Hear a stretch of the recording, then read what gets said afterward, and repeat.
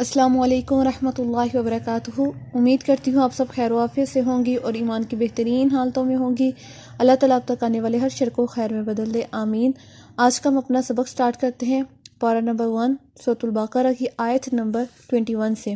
جی، اعوذ باللہ من الشیطان الرجیم، میں پناہ مانگتی ہوں اللہ کی شیطان مردود کے شر سے۔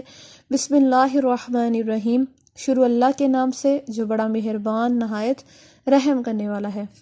یا ایہا الناس، اے لوگو، عبدو، عبادت کرو، ربکم، اپنے رب کی، الذی، جس نے، خلقکم، پیدا کیا تم کو، والذین، اور ان لوگوں کو، من قبلکم، جو تم سے پہلے ہیں، لعلکم، تاکہ تم تتقون، پرہیزگار بنو۔ یہاں پہ اب اللہ تعالیٰ تمام لوگوں سے، جتنے بھی اللہ تعالیٰ نے انسان پیدا کیے ان سے مخاطب ہے۔ یہاں پہ اللہ تعالیٰ نے یہ نہیں کہا یا ایہا الآمنو یا ایہا الکافرون، کسی سے ایسے مخاطب نہیں کیا۔ کیا کہا؟ یا ایہا الناس، اے لوگو، یعنی تمام انسانیت سے مخاطب ہیں اللہ تعالیٰ، اور فرماتے ہیں عبدو، عبادت کرو۔ اللہ جی کس کی عبادت کریں؟ ربکم الذی، اس رب کی جس نے خلقکم، پیدا کیا تم کو۔ اس رب کی پوجا کرو جس نے تمہیں پیدا کیا، جو تمہیں دنیا میں لایا۔ تمہیں ہی نہیں، تم سے پہلے جو لوگ تھے اس کو لانے والا بھی اللہ ہی تھا۔ تو تم کس کے آگے ماتھا ٹیکتے ہو؟ جس کو تم خود تراشتے ہو، خود تم بناتے ہو، پھر اسی کے آگے ماتھا ٹیکتے ہو۔ یہ کہاں کا ظرف تھا؟ یہ کہاں کی عقل تھی؟ یہ کہاں کی سمجھ بوجھ تھی؟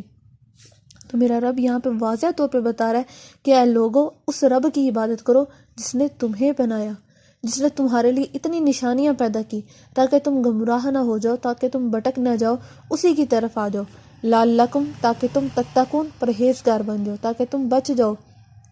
اللہ تعالیٰ کا کیا مقصد ہے، کیوں ہمیں بتا رہے ہیں؟ اس لیے تاکہ ہم بچ جائیں، ہم کسی نہ کسی طرح سے بچ جائیں، کیونکہ شیطان ہماری ہر راہ پر بیٹھا ہوا ہے۔ اس نے اللہ سے وعدہ کیا ہے کہ یا اللہ کہ جو بھی انسان آپ کی راہ میں آنا چاہے گا، میں اس کے راستے میں رکاوٹیں پیدا کرنا شروع کر دوں گا۔ میں اس کے دائیں طرف سے آؤں گا، بائیں طرف سے آؤں گا، آگے سے آؤں گا، پیچھے سے آؤں گا۔ تو میرے رب نے ہمیں واضح طور پہ ہر چیز کو بیان کیا ہے تاکہ ہم کسی بھی قسم کی گمراہی میں نہ مبتلا ہوں۔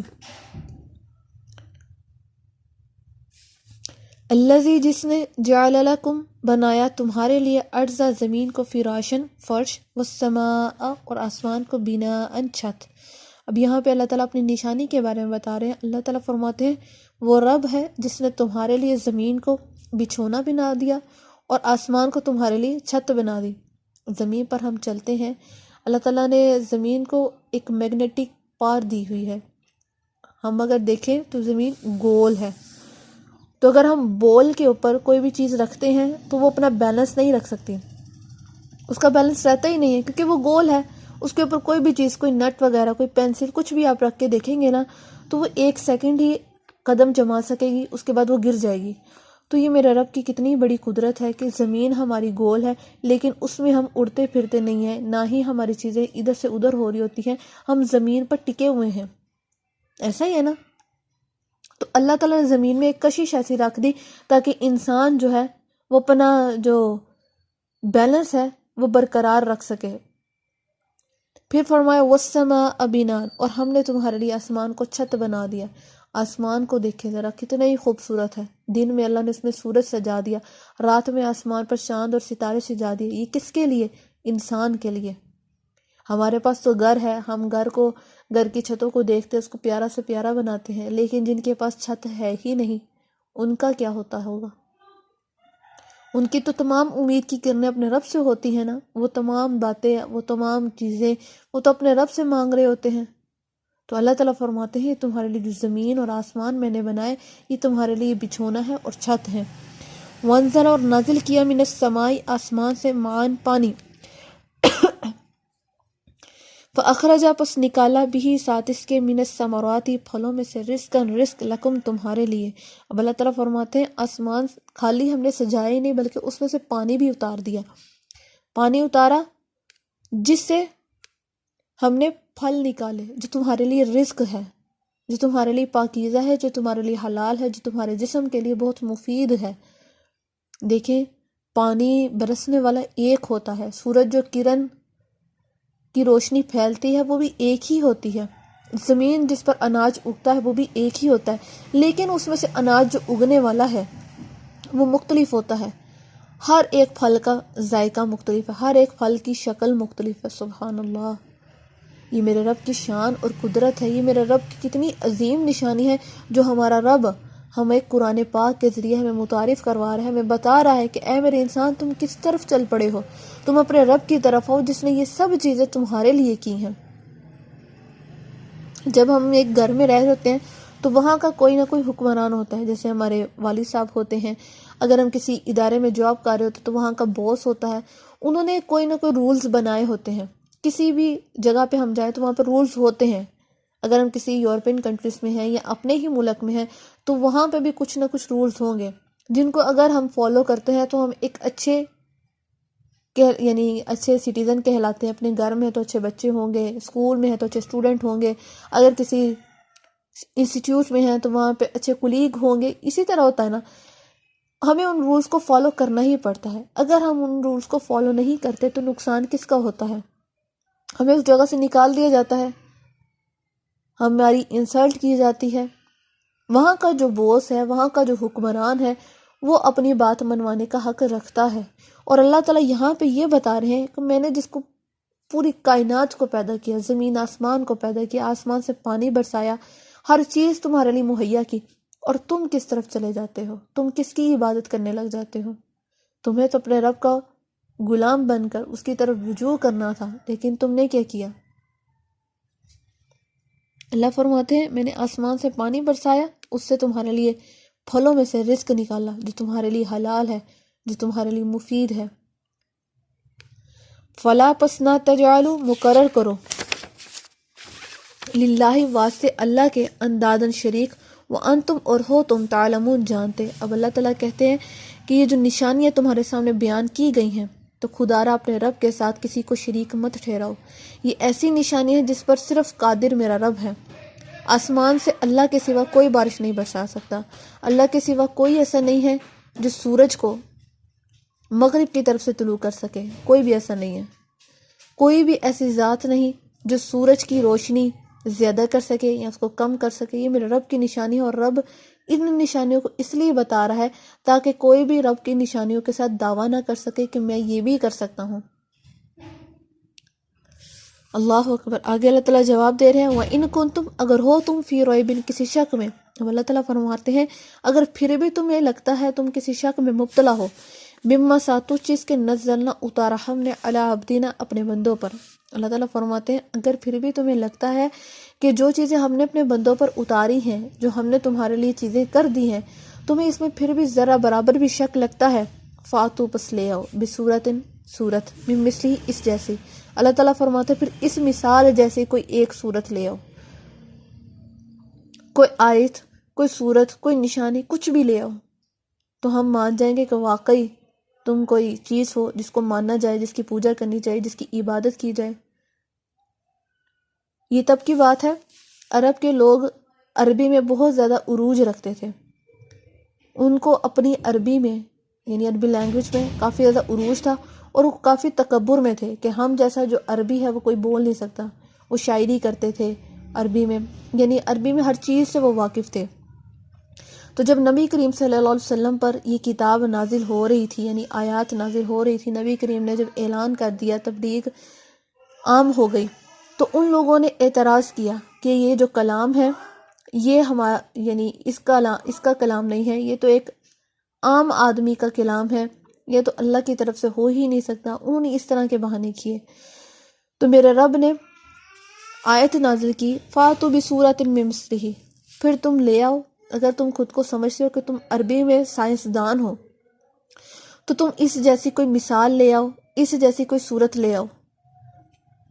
ایک عربی کا کہتے ہیں بہت بڑا ماہر تھا جس نے یہ اِنَّا أَعْطَيْنَاكَ الْكَوْثَرَ فَصَلِّ لِرَبِّكَ وَانْحَرْ إِنَّ شَانِئَكَ هُوَ الْأَبْتَرُ، یہ والی صورت کا بڑی باریکی سے معائنہ کیا کہ اس میں کوئی نہ کوئی غلطی نکالی جائے، کسی نہ کسی کا شک یا شبہ کوئی بھی نکال کے لوگوں کے سامنے کر دیا جائے، اور معاذ اللہ نبی کریم صلی اللہ علیہ وسلم کو جھوٹا قرار دیا جائے۔ وہ جو شخص تھا اس کو کتنے ہی دن لگ گئے، لیکن اس میں کوئی بھی غلطی نہیں تھی کیونکہ یہ کلام تو میرے رب کی طرف سے ہے۔ لہٰذا پھر اس کو منہ کی کھانی پڑی۔ تو میرا رب یہاں پہ یہی انہی لوگوں کی باتیں کر رہا ہے کہ جو تم ماہر رکھتے ہو، جس کا تم ہنر رکھتے ہو، عربی میں تم مہارت رکھتے ہو، تو پھر لے آؤ کوئی صورت، تمہارے لیے تو کوئی مشکل ہونی نہیں چاہیے، لیکن ہونی اس جیسی چاہیے۔ وَادْعُوا اور پکارو شہداءکم اپنے گواہوں کو، من دون اللہ اللہ کے سوا، ان کنتم اگر ہو تم صادقین سچے۔ اب اللہ تعالیٰ فرماتے ہیں جب تم یہ کام کر چکو تو اپنے شاہدوں کو بھی لے آنا، تم شاہد اللہ کو نہ بنانا، ان کے سوا جو بھی تمہارے گواہ بنتے ہیں ان کو لے آؤ، تاکہ ہم بھی دیکھیں کہ واقعی تمہاری بات میں دم ہے، تم واقعی سچ بولتے ہو۔ فَإِن لَمْ تَفْعَلُوا پس اگر نہ کر سکو، وَلَن تَفْعَلُوا اور ہرگز نہ کر سکو گے۔ اب یہاں پہ اللہ تعالیٰ زور دے رہے ہیں بات کو، فَإِن لَمْ تَفْعَلُوا پس اگر نہ کر سکو، وَلَن تَفْعَلُوا پس ہرگز نہ کر سکو گے۔ اللہ تعالیٰ فرماتے ہیں کہ جو تمہیں کام کہا گیا ہے وہ تم ہرگز نہیں کر سکو گے، کیونکہ یہ کلام کسی عام ذات کی طرف سے نہیں، یہ تمہارے رب کی طرف سے جس نے پوری کائنات کو پیدا کیا۔ تو اس میں کسی بھی قسم کی غلطی یا شک کی گنجائش ہے ہی نہیں۔ تو تم جو ٹیڑھا پن کر رہے ہو، دین میں ٹیڑھا پن لا رہے ہو، یا تم چاہتے ہو کہ اس کو تورات اور انجیل اور زبور کی طرح بدل دیا جائے، تو یہ بالکل بھی ممکن ہے، کیونکہ اس کا ذمہ میرا رب نے خود لیا ہے۔ تو اللہ تعالیٰ فرماتے ہیں فَاتَّقُوا النَّارَ پس ڈرو اس آگ سے، التی جو وقودھا ایندھن ہے، ناس لوگ، والحجارۃ اور پتھر۔ اللہ تعالیٰ فرماتے ہیں پھر اس آگ سے ڈرو جس کا ایندھن لوگ اور پتھر ہیں۔ یہاں پہ اللہ تعالیٰ نے پتھر کا کیوں کہا؟ لوگوں کی تو سمجھ آتی ہے، انہوں نے گناہ کیے، ٹھیک ہے جی، ان کا بنتا تھا، لیکن پتھروں کا کیا قصور تھا؟ پتھر کیوں آ گئے؟ پتھر ایسا ایک گندک کا پتھر ہے جو جب جہنم میں ڈالا جائے گا تو اس کی آگ مزید بھڑکنے شروع ہو جائے گی۔ یہ پتھر محض اس لیے ہوگا تاکہ جہنم کی آگ کم نہ ہو، وہ مزید زیادہ ہوتی جائے۔ دوسری بات یہ بھی آتی ہے کہ پتھر اس لیے ڈالے جائیں گے، پتھر وہ کون سے ہو گئے جنہوں نے تراش کر ان کے بت بنائے ہوں گے۔ اللہ تعالیٰ ان بتوں کو بھی جہنم میں ڈالیں گے اور کہیں گے کہ دیکھو جن کے آگے تم پوجا کرتے تھے، جن کے آگے تم ماتھے ٹیکتے تھے، آج وہ بھی تمہارے ساتھ جہنم میں ہیں۔ تو تم تو کہتے تھے یہ تمہارے لیے بخشش کریں گے، تمہیں بچا لیں گے، لیکن آج بھی ان کا ٹھکانہ وہی ہے جو تمہارا ہے۔ اعدت تیار کی گئی ہے للکافرین کافروں کے لیے۔ استغفر اللہ۔ اللہ تعالیٰ فرماتے ہیں جو انکار کرتا ہے یہ انہی کے لیے جہنم تیار کی گئی ہے جس کا ایندھن لوگ اور پتھر ہوں گے۔ استغفر اللہ۔ اللہم لا تجعلنا منہم، آمین۔ وبشر الذین اور خوشخبری ہے ان لوگوں کے لیے، آمنو جو ایمان لائے، وعملوا الصالحات اور اچھے اعمال کیے۔ اب اللہ تعالیٰ فرماتے ہیں جہاں پہ اللہ تعالیٰ نے ڈرایا وہیں پہ اللہ تعالیٰ نے خوشخبری بھی عطا کی۔ خوشخبری کس کے لیے؟ الذین آمنو جو لوگ ایمان لائے، وعملوا الصالحات اور اچھے اعمال کیے۔ میں نے آپ کو پہلے بھی بتایا تھا کہ آمنو وعملوا الصالحات یہ دونوں چیزیں جنت میں جانے کے لیے لازم ہیں۔ اگر انسان ایمان والا ہے اور اس کے اعمال ویسے نہیں ہیں، یعنی اس نے زبان سے اقرار کیا ہے، کلمہ پڑھا ہے، لیکن دل سے وہ جھکا ہی نہیں، دل سے اس نے کوئی اعمال ایسے کیے ہی نہیں کہ اپنے رب کو راضی کر سکے، تو وہ جنت میں جانے کے لیے کافی نہیں۔ اگر کوئی شخص اچھے کام کرتا ہے، اچھی چیریٹی کرتا ہے، لوگوں کے ساتھ اچھا بیہیو کرتا ہے، ان کا خیال رکھتا ہے، لیکن وہ مومن نہیں، یعنی دل سے اس نے اقرار نہیں کیا، زبان سے اقرار نہیں کیا، کلمہ نہیں پڑھا، تو وہ شخص بھی جہنم میں جائے گا، کیونکہ وہ ایمان والا نہیں تھا۔ ان یہ کہ لہم واسطے ان کے جناتین جنت ہے، تجری بہتی ہے، من تحتہا ان کے نیچے سے، انہار نہریں۔ اب اللہ تعالیٰ فرماتے ہیں ان کے لیے باغات ہوں گے، ان کے لیے جنت ہوگی، ایسی جنت جس کے نیچے سے نہریں بہتی ہوں گی، جس کو دیکھ کے انسان سکون محسوس کرے گا، اس کی آنکھوں میں ٹھنڈک اترتی محسوس ہوگی۔ کلما جب کبھی رزقو رزق دیے جائیں گے، منہا اس سے، من ثمراتین پھلوں میں سے، رزقن رزق، جب کبھی وہاں پہ ان کو جنتیوں کو جب کھانا دیا جائے گا تو وہ کیا کہیں گے؟ قالو کہیں گے ھذا الذی یہ وہی ہے، رزقنا رزق دیا ہم کو، من قبل اس سے پہلے، واوتو اور دیے جائیں گے، بہی ساتھ اس کے، متشابہن متشابہ رکھتے ہوئے، یعنی ایک دوسرے سے ملتے جلتے، وَلَهُمْ اور ان کے لیے، فیہا بھی جس میں، ازواج بیویاں ہوں گی، مطہرۃ پاکیزہ، وہم اور وہ، فیہا بھی جس میں، خالدون ہمیشہ کے لیے رہیں گے۔ اللہ تعالیٰ یہاں پہ جنت کی خصوصیات بیان کر رہے ہیں، جس میں ایک مومن، جس میں ایمان والے رہیں گے، ان کے لیے کیا کیا انعامات ہوں گے۔ اللہ تعالیٰ فرماتے ہیں کہ ان کے لیے جنت ہوگی، یعنی باغات ہوں گے، اور باغات ایسے ہوں گے جن کے نیچے سے نہریں بہتی ہوں گی۔ سبحان اللہ۔ پھر فرمایا جب ان کو رزق دیا جائے گا، پھلوں میں سے رزق دیا جائے گا، تو جنتی کہیں گے کہ یا اللہ یہ رزق تو ہمیں پہلے ملا ہوا ہے، جیسے ہم نے یہاں پہ کیلا ہے، امرود ہے، مینگو ہے، اس طرح کے جو پھل ہیں وہ شکل میں تو سیم ہوں گے، ہو سکتا ہے ان کی تعداد یعنی ان کی جو جسامت ہے، ان کی شکل ہے وہ اور طرح ہو، بڑی ہو، ہمیں کچھ علم نہیں، کیونکہ اللہ تعالیٰ نے فرمایا کہ یہ جنت ایسی ہوگی جس کے بارے میں کوئی امیجنیٹ بھی نہیں کر سکتا۔ تو وہاں پہ جب ان کو دکھایا جائے گا تو وہ کہیں گے کہ اللہ یہ رزق تو ہم نے دنیا میں بھی دیکھا تھا، دنیا میں اس کا سنا تھا۔ تو اللہ تعالیٰ فرماتے ہیں وَأُوتُوا بِهِ مُتَشَابِهًا، وہ تمہیں اس سے متشابہ کیے ہوئے ملے تھے، لیکن جب جنتی اس کو کھائیں گے، اس پھل کو چکھیں گے، تو وہ اتنا لذیذ ہوگا، اتنا عمدہ ہوگا کہ انہوں نے کبھی بھی ایسا ذائقہ نہیں چکھا ہوگا۔ اللہ تعالیٰ ہمیں بھی ایسے پھل چکھائے، ہم بھی جنت میں جائیں، وہاں پہ سب ایک دوسرے کے ساتھ مل کے رہیں، آمین۔ پھر اللہ تعالیٰ فرماتے ہیں وَلَهُمْ، اور ان کے لیے فیہا بھی، جس میں ازواج مطہرہ، اس میں ان کے لیے پاکیزہ بیویاں ہوں گی، پاک بیویاں ہوں گی۔ انسان کی خواہش ہوتی ہے نا، خود چاہے جیسا مرضی ہو، وہ کہتا ہے کہ میری بیوی جو ہے پاک ہونی چاہیے، میری بیوی سب سے ڈیفرنٹ، یعنی میرے مطابق ہونی چاہیے، جیسے مجھے پسند ہے ویسی ہونی چاہیے، پردے میں رہے، حیا والی ہو، پاکیزہ ہو، پاک کردار ہو، کوئی بھی اس کا سین نہ ہو، اس طرح کا ہمارا دل چاہتا ہے نا۔ تو اللہ تعالیٰ فرماتے ہیں جنت میں تمہارے لیے ایسی ہی پاکیزہ بیویاں ہوں گی، اور ایک ایک نہیں، اللہ تعالیٰ نے مردوں کے لیے تو خوشخبری سنا دی کہ تمہارے لیے 70 حوریں ہوں گی۔ فرمایا گیا کہ اگر ایک مرد کسی عورت کو دیکھ کر نظریں جھکا لیتا ہے تو اس کے لیے 70 حوریں ہیں۔ سبحان اللہ، کتنا زیادہ اجر ہے، کتنا ثواب ہے، لیکن ہم ان چیزوں کو بھلائے ہوئے ہیں، ہم نے اپنے قرآن کو پس پشت ڈالا ہوا ہے، ہم ویسے کہتے ہیں کہ ہم نے قرآن کا پیچھا نہیں کرنا، لیکن اگر ہم اس کو پڑھیں گے نہیں، اس کو دیکھیں گے نہیں، تو اس کا مطلب ہم نے اس کو پیچھا کیا ہوا ہے۔ پھر فرماتے ہیں وَهُمْ فِيهَا خَالِدُونَ، اور وہ اس میں ہمیشہ کے لیے رہیں گے۔ سبحان اللہ، کتنی یہ خوبصورت بات ہے کہ جب اللہ کہہ دیتے ہیں کہ اے لوگو جب تمہیں جنت میں داخل کر دیا جائے گا، پھر اس میں سے تمہیں کوئی نہیں نکال سکے گا، تم اس میں ہمیشہ ہمیشہ کے لیے رہو گے۔ وہ کتنا پرسکون ماحول ہوگا، کتنا اچھا وہ لمحہ ہوگا، کتنا خوبصورت لمحہ ہوگا کہ جب اللہ تعالیٰ جنت میں داخل کر دیں گے اور کہیں گے کہ اب سے تم اس کے وارث ہو، نہ ہی تم سے چھینی جائے گی، نہ ہی تمہیں موت آئے گی، تم اس میں ہمیشہ ہمیشہ کے لیے پرسکون زندگی گزارو گے، جتنا چاہو، جہاں سے چاہو تم کھا سکتے ہو، جہاں چاہو تم رہ سکتے ہو، جو تمہاری خواہش ہے تم یہاں پہ کر سکتے ہو۔ اللہ تعالیٰ ہمیں بھی ان لوگوں میں سے کرے جن سے میرا رب راضی ہو گیا، جن کو اللہ تعالیٰ نے جنت نواز دی، آمین۔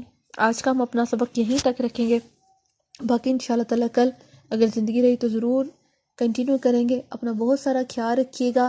ان ویڈیوز کو آپ چاہیں تو شیئر بھی کر سکتے ہیں، اس میں کوئی مسئلہ نہیں، جس کو بھی شیئر کریں گے تو یہ آپ کے لیے صدقہ جاریہ بنے گا۔ اس کو زیادہ سے زیادہ شیئر کریں، سبسکرائب کریں۔ اللہ حافظ جی۔